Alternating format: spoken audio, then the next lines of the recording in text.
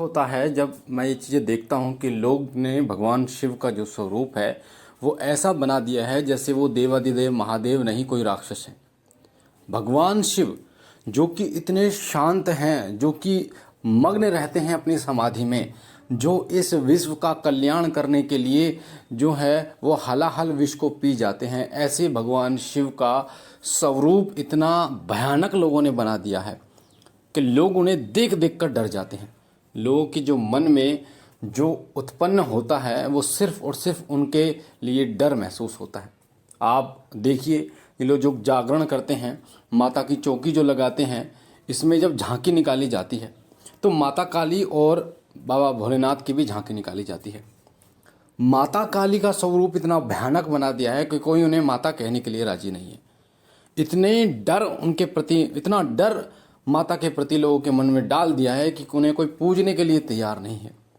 जब भी माता काली का नाम आता है तो लोगों के मन में तांत्रिक, लोगों को के ऊपर तंत्र करने वाला या कोई ऐसी छवि बनती है कि बलि वाली, कि ये बलि लेगा। अगर कोई माता काली को पूजता है और माँ की कृपा है ना उसके ऊपर, तो लोगों के मन में पता क्या जाता है कि ये किसी के ऊपर तंत्र करता होगा, यही करता होगा। और जबकि दुनिया माता काली के दरबार में जाते हैं, धाम में जाते हैं, वहाँ मत्था सब टेकते हैं, पर जब बात आती है कि भाई हम माता काली की पूजा करते हैं और उनकी कृपा है, तो उस व्यक्ति को ऐसा बोल देते हैं कि तो तांत्रिक है, ये तो बलि लेता है, ये तो उल्टे सीधे काम करता है। क्या माता के सेवक उल्टे सीधे काम ही करते हैं? क्या माँ को पूजने वाले जो भक्त हैं, क्या वो भक्त नहीं होते, वो साधक नहीं होते? या माँ की अगर कोई पूजा करेगा तो वो तांत्रिक विधि से ही करेगा, भक्ति से नहीं कर सकता, माँ को मान के नहीं कर सकता। दिल को बहुत पीड़ा होती है जब मैं इन चीज़ों को देखता हूँ, और बहुत ज़्यादा दिल दुखता है कि मेरे बाबा भोलेनाथ जो मेरे पिता हैं और इस सब ब्रह्मांड को रचयिता हैं, इस पूरे ब्रह्मांड के मालिक हैं, देवाधिदेव महादेव हैं, उनका स्वरूप ऐसा बना दिया है लोगों ने कि बहुत बेकार। आप समझिए, आप पढ़िए, चीज़ों को जानिए, बाबा भोलेनाथ का स्वरूप को जानेंगे तब आपको पता चलेगा कि बाबा भोलेनाथ कौन हैं। लोगों के दिखाने से, किसी फिल्म में दिखाने से या किसी जागरण में जो है झांकी निकालने से उनका स्वरूप बदल नहीं जाता है। वो रहेगा वही जो असलियत में है, पर आपके मन में जो छवि है आपको उठानी चाहिए, आवाज़ उठानी चाहिए सब लोगों को। एक चौकी पे मैं देख रहा था, एक व्यक्ति बाबा भोलेनाथ का स्वरूप बना हुआ था और वो नाग को, सांप को अपने मुंह में चबा रहा था। मतलब बाबा भोलेनाथ जो पूज्य हैं नागों के लिए, उनके साथ और उन निर्जीवों के लिए ऐसा व्यवहार होता है, बहुत ही बेकार। ऐसा स्वरूप उनका कर रखा है, चेहरा बिल्कुल काला कर रखा है, दाढ़ी, इतनी दाढ़ी बढ़ा रखी है और शरीर पे उल्टी सीधे खोपड़ियाँ इस तरीके की लगा रखी है, खून खून लगा रखी है। क्या बाबा भोलेनाथ के स्वरूप को पता है वो कौन है? वो विश्व अधिपति हैं, और जिनके बारे में कहा जाता है, आप इस मंत्र के माध्यम से बाबा भोलेनाथ को समझ सकते हैं कि बाबा भोलेनाथ जो है वो क्या हैं। गौरम करुणावतारम संसार सारम भुजगेंद्र हारम सदा वसंतम हृदय रविंदे भवम भवानी सहितम नमामि। इस मंत्र का मतलब पता है आपको? इस श्लोक का मतलब पता है? भगवान शिव का जो स्वरूप है उसके बारे में बताया गया इस मंत्र में। आप इसके बारे में जानेंगे तो पता चलेगा आपको। भगवान शिव जो कपूर के समान सफ़ेद हैं। कपूर देखा है आपने कैसा रहता है? जो जलने वाला कपूर होता है, शुद्ध जिसे कहते हैं, शुद्ध कपूर होता है। शुद्ध कपूर को देखना आप, बहुत निर्मल होता है, बहुत सफ़ेद होता है और पवित्र होता है। ऐसा स्वरूप है भगवान शिव शंकर भोलेनाथ का, और शुद्ध है। अब जिनका स्वरूप, जिनको वेद कहते हैं कर्पूर गौरम, उनको आप या लोग बताकर क्या करते हैं? खून से स्नान करा देते हैं और उनके चेहरे पर भस्म लगाते हैं। बाबा भोलेनाथ तन पर भस्म लगाते हैं, बिल्कुल सही है, पर उनके चेहरे को काला कर दिया, दाढ़ी इतनी उगा दी है, पता नहीं क्या क्या लगा दिया है। भगवान शिव कर्पूर गौरम यानी कपूर के समान है उनको, और शुद्ध है वो। करुणा अवतारम, जो करुणा के अवतार हैं, जो चिंता को हरने वाले हैं, जिनके नाम मात्र से चिंता हर जाती है।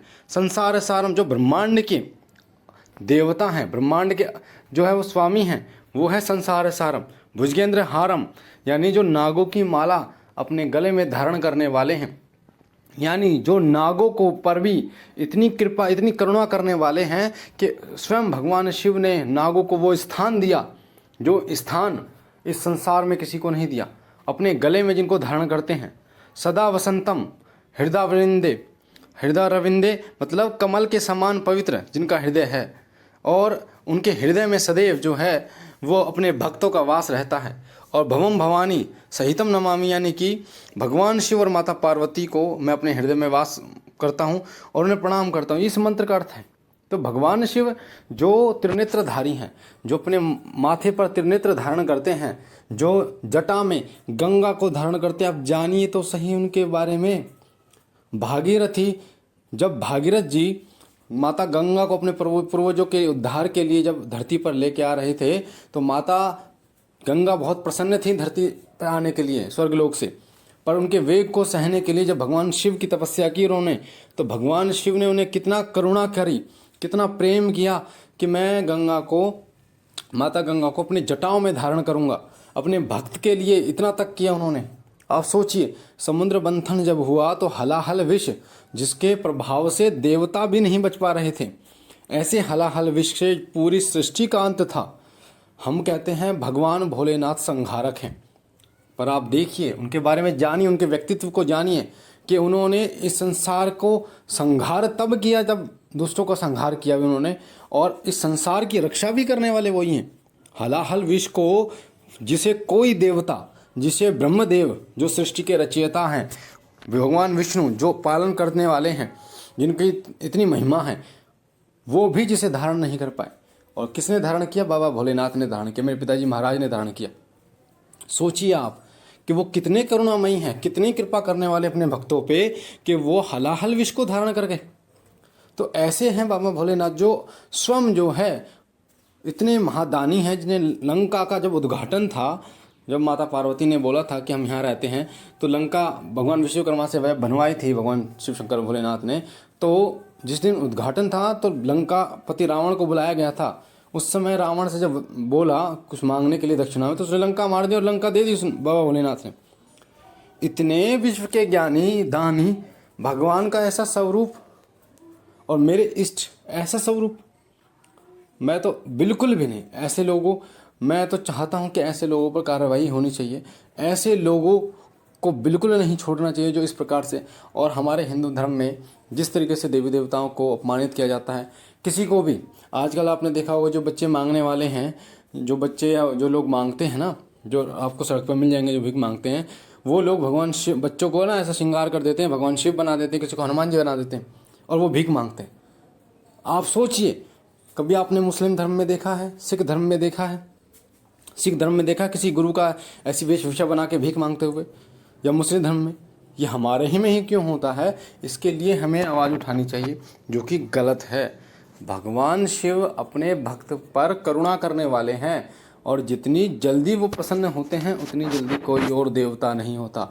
इस संसार को सब कुछ देने वाले प्रभु अपनी कृपा करते हैं। जब चंद्रदेव को क्षय रोग हो गया था, तो चंद्रदेव ने भगवान शिव की तपस्या करी थी, और देखो भगवान शिव की करुणा देखो, कोई भी देवता इतना उच्च स्थान नहीं देता किसी को भी।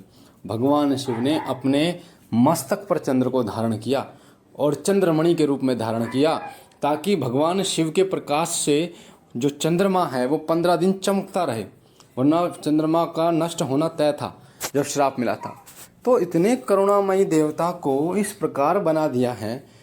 उनको शमशानवासी तो वो हैं, पर ऐसे शमशानवासी हैं जिनका कलर, चेहरे का कलर काला कर दिया, और बताया जा रहा है वेदों में कि करुणा अवतार कर्पूर गौरम, यानी कर्पूर के समान श्वेत हैं। वो इतने दयामय हैं जो अपने भक्तों को बिना सोचे समझे दे देते हैं कुछ भी। जैसे भस्मासुर को वरदान दे दिया बिना सोचे समझे कि भस्म होने का, अब खुद ही बेचारे फिर घूम रहे हैं। ऐसे ही भगवान शनिदेव को वरदान दे दिया और फिर उनकी दृष्टि से खुद। तो ये सारी चीज़ें कौन कर सकता है? ये भगवान शिव पर ही कृपा करते हैं, भगवान शिव ही कर सकते हैं। कि एक भक्त जो चोर था और वो शिवलिंग पर चढ़ गया घंटा उतारने के लिए, और जैसे ही शिवलिंग पर चढ़ा घंटा बज गया, और तभी भगवान शिव प्रकट हो गए और कहने लगे कि मांग, क्या वरदान मांगता है?